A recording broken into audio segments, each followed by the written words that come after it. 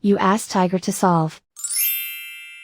This deals with linear equations with one unknown. The final result is x equals 30. Let's solve it step by step.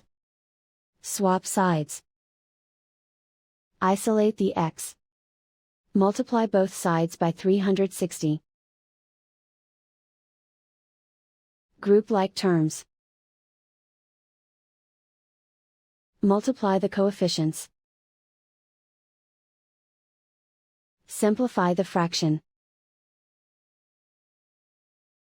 Multiply the fractions. Find the greatest common factor of the numerator and denominator. Factor out and cancel the greatest common factor. And so the final result is x equals 30.